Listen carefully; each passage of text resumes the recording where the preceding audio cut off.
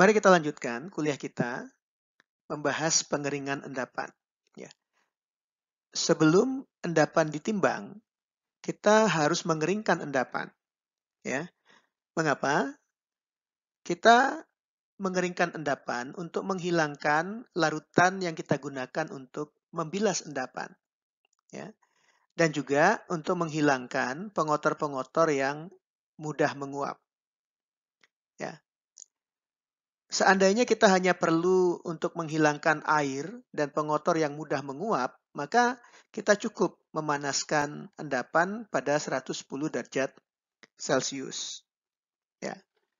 Tetapi kalau kita ingin mendekomposisi endapan, ya, sebelum penimbangan, ya, untuk mendapatkan endapan yang lebih mudah ditimbang, ya, maka kita harus memanaskan endapan pada suhu yang lebih tinggi dari 110 derajat Celcius. Ya. Untuk itu, kita perlu menggunakan pembakar Bunsen atau pembakar lain yang dapat menghasilkan suhu tinggi. Ya. Untuk itu, ya, endapan harus Anda masukkan ke dalam cawan porselen. Ya, ini cawan porselen. Kita panaskan dengan pembakar Bunsen. Ya. Kita tidak bisa menggunakan cawan penyaring dari gelas. Ya. Kenapa? Karena cawan penyaring dari gelas itu hanya bisa dikeringkan di dalam oven dengan suhu maksimum 200 derajat Celcius. Di atas suhu ini nanti gelasnya akan retak. Ya.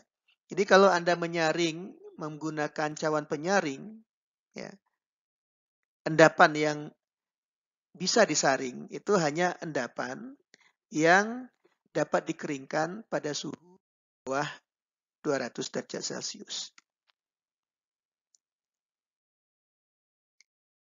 Endapan yang kita timbang itu harus memiliki rumus molekul atau rumus empiris yang diketahui dengan pasti. Ya. Jadi komposisi endapannya harus kita ketahui dengan pasti. Ya. Endapan yang mengandung air hidrat dan ion-ion yang mudah menguap biasanya hanya kita keringkan di dalam oven pada suhu 110 derajat Celcius. Ya. Tetapi di dalam beberapa endapan, air hidratnya sulit dihilangkan. Ya. Jadi tidak bisa kita hanya memanaskan pada suhu 110 derajat Celcius. Contohnya, magnesium amonium fosfat. Ya. Ini air hidratnya itu sulit dihilangkan pada suhu rendah. Ya, sehingga kita harus memanaskan hingga 1000 derajat Celcius. Ya. Akibatnya apa?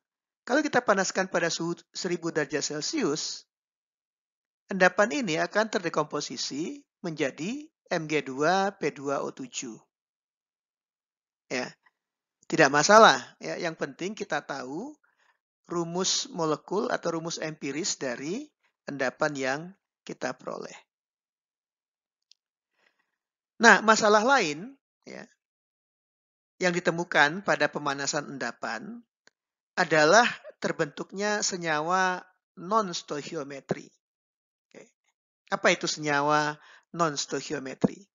Ya, contohnya ini. Ya. Jika kita punya analit Mn2+, lalu diendapkan sebagai MnOH2 kali, ya, maka pada pemanasan, ya, kita akan mendapatkan oksida mangan, ya, MnOX, yang nilai X-nya tidak tetap. Ya. Jadi bervariasi antara 1 dan 2. Ya. Jadi kita tidak bisa menggunakan endapan mangan oksida ini dalam analisis gravimetri karena rumus molekul atau rumus empiris dari endapan yang kita timbang itu harus diketahui dengan pasti. Ya.